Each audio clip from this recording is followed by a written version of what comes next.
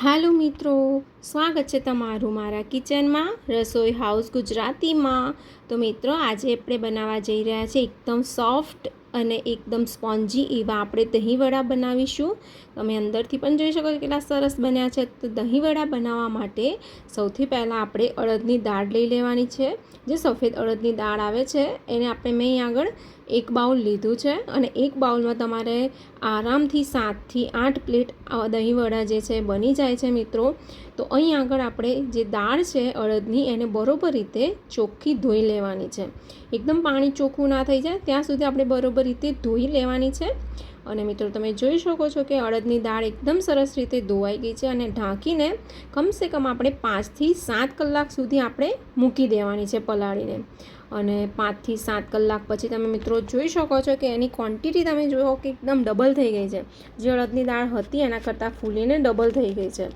અને મિત્રો આમાંથી ખાસા વડા બને છે। તો તમે જુઓ બરોબર રીતે આપણી દાળ છે એ પલળી ગઈ છે। તો હવે આપણે શું કરીશું કે એમાં આપણે મિક્સરની ગ્રાઇન્ડિંગ જાર લઈ લઈશું અને આ જે અડદની દાળ છે એને પીસી લઈશું। અહીંયા આગળ એક વાતનું ખાસ ધ્યાન રાખવાનું છે મિત્રો કે અહીંયા આગળ આપણે પાણી બિલકુલ પણ નાખવાનું નથી અડદની દાળમાં। મતલબ પાણી એકદમ ના બરોબર જ તમે નાખો એ બી ચાલશે, પણ જો તમારું મિક્સર જાર જેને ના ફરે તો તમે થોડુંક પાણી એમાં નાખી શકો છો। આપણે અડધા કપ સુધી તમે નાખી શકો છો પાણી, પણ જ્યાં સુધી તમે પાણીનો ઉપયોગ ઓછો કરશો એટલું સારા આપણા વડા બનશે।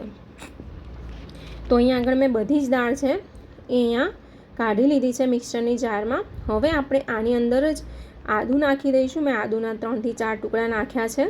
હવે અહીંયા આગળ હું લીલું મરચું છે એ પણ નાખી દઉં છું। તો અહીંયા આગળ મેં 3 થી 4 લીલા મરચાં નાખ્યા છે। તમને મિત્રો ભાવે તો તમે ઉપરથી પણ એને વાટીને નાખી શકો છો મરચાં અને આદુને, પણ આપણે અંદર જ નાખી દઈશું તો આખી ફ્લેવર એની એકદમ જ મિક્સચરમાં સરસ આવશે।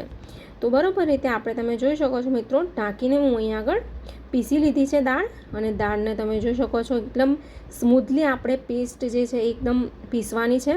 અને પાણી મિત્રો હું અત્યારે તમને કહું છું એકદમ જ ઓછું, જેમ બને એમ પાણી ઓછું નાખીને જ આ પીસજો, બાકી જે વડા છે એ નહીં બને એ વાતનું તમે ધ્યાન રાખજો। જો બેટર જે છે આપણું એકદમ પાતળું થઈ જશે તો અહીં આગળ આપણે વડા જે છે એ સારા નહીં બને એ વાતનું ખાસ ધ્યાન રાખવાનું છે। તો અહીં આગળ મેં ખીરું જે છે એ બરોબર રીતે કાઢી લીધું છે એક તપેલીમાં। અને તમે મિત્રો અહીં આગળ એક ટીપ તમને આપું છું કે તમે જ્યારે પણ આ બેટર બનાવો ત્યારે તમારે જો આ એકદમ કેવું છે એકદમ લીસું અને સ્પોન્જી છે, હજુ થોડું જાડું ખીરું છે, પણ આપણે એક ટીપ હું તમને આપું મિત્રો, એને એક જ ડાયરેક્શનમાં તમારે ફેંટવાનું છે। મિનિમમ તમે 5 મિનિટ સુધી એને બરોબર રીતે ફેંટશો તો આની અંદર એર બબલ્સ આવી જશે અને એકદમ આપણા જે વડા છે એકદમ ફૂલીને દડા જેવા બનશે। તો તમે જુઓ મિત્રો હું એક જ ડાયરેક્શનમાં મેં અહીંયા આગળ એને ફેંટી લીધું છે। હવે ફેંટાયું છે બરોબર કે નહીં એ કેવી રીતે ખબર પડશે મિત્રો? જુઓ તમને એક વાટકીમાં પાણી લેવાનું છે અને થોડું ખીરું છે એ લઈ લેવાનું હાથમાં, અને વાટકી છે એમાં નાખવાનું। જો એ ખીરું તરે તો તમારે સમજી જવાનું કે આપણું ખીરું એકદમ બનીને તૈયાર છે, એકદમ આવી રીતે તરશે। જુઓ એકદમ તરે છે તો મતલબ આપણું ખીરું એકદમ બનીને તૈયાર થઈ ગયું છે। એમાં એર બબલ્સ એકદમ સરસ રીતે આવી ગયા છે બરાબર। હવે આપણે ખીરાને છે ને આની અંદર આપણે મીઠું નાખી દઈશું। મેં અહીંયા આગળ સ્વાદ પ્રમાણે તમારે મીઠું નાખવાનું છે।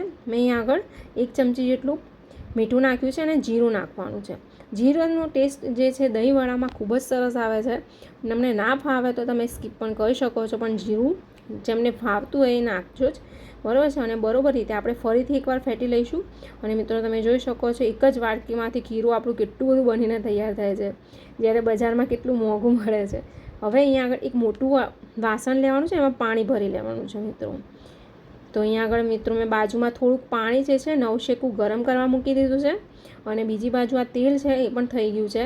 તો અહીંયા આગળ આપણે જે વડા છે બનાવી લઈશું મિત્રો। એક કડાઈમાં જેટલા પણ તમારા વડા આવે એ નાખી દેવાના છે બધા જ તમારે, પણ થોડીક જગ્યા રાખજો કારણ કે ફૂલવાની જગ્યા મળે।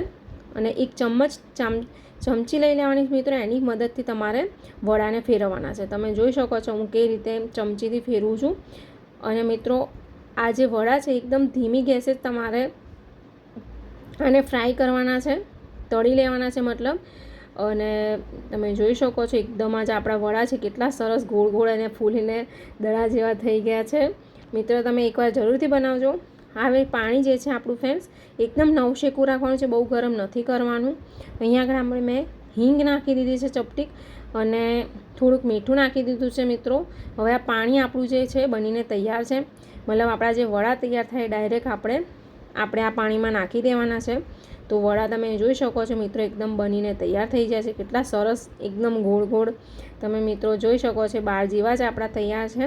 અહીંયા ફ્રેન્ડ્સ મેં બીજી બેચ પણ તૈયાર કરી લીધી છે, મતલબ બીજી વાર પણ મેં અહીંયા આગળ વડા નાખી દીધા હતા અને એણે પણ તળી દીધા છે. હવે આપણે આ બધા જ વડાને પાણીમાં નાખી દેવાના છે અને ઢાંકીને 10થી 20 મિનિટ સુધી રાખવાના છે. ત્યાં સુધી આપણે દહીં તૈયાર કરી લઈએ. તો એકદમ જ ખાટું દહીં નહીં લેવાનું તમારે મિત્રો, મોળું દહીં લેવાનું છે. અને આમાં તમારે જેટલી ગળ્યું તમને જેટલું ભાવતું હોય એટલું નાખી શકો છો. મેં અહીંયા આગળ 4 થી 5 ચમચી ખાંડ નાખી છે અને બરોબર રીતે દહીંને ફેંટી લેવાનું છે. તમે જોઈ શકો છો મિત્રો કે મેં એક જ ડાયરેક્શનમાં સરસ રીતે દહીંને ફેંટી લીધું છે. તમને હું દહીંની કન્સિસ્ટન્સી બતાવું તો એકદમ ક્રીમી જેવી તમે જોઈ શકો છો. કેટલું સરસ આપણું દહીં જે છે તૈયાર થયું છે ફેંટીને. અને જોઈ લો, આ જ રીતે તમારે દહીં તૈયાર કરી લેવાનું મિત્રો. હવે આપણા વડા પણ તમે જોઈ શકો છો મિત્રો, એકદમ પાણી પી લીધું છે વડાએ અને એકદમ ફૂલી ગયા છે સરસ. અને મિત્રો તમારી પાસે જો સમય હોય તો તમારે આને તમે 2 થી 4 કલાક પણ રાખશો તો પણ આપણા વડા જે છે ખૂબ જ સરસ બનશે. તો હવે હું અહીંયા આગળ આમાંથી પાણી કાઢી નાખીને અહીંયા આગળ એક પ્લેટમાં નીકાળી લઈશ વડાને, બધા જ વડાને.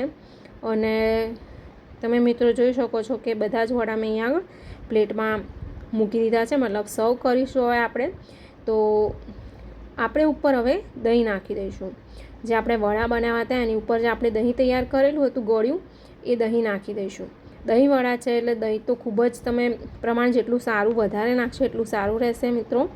હવે ઉપર આપણે મીઠી ચટણી પણ નાખી દઈશું, મતલબ આપણે જે ગળી ચટણી બનાવેલી હોય છે એ. અને મિત્રો તમને ગળી ચટણીની રેસીપી જોઈતી હોય તો પણ મને કહેજો. હવે ગ્રીન ચટણી પણ આપણે ઉપર નાખી દઈશું થોડી. અને મિત્રો ગ્રીન ચટણીનો ટેસ્ટ પણ દહીંવડામાં ખૂબ જ સરસ આવે છે.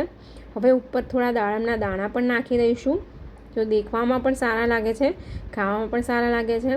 હવે લાલ મરચું પાવડર નાખી દઈશું અને ઉપર થોડું જીરા પાવડર.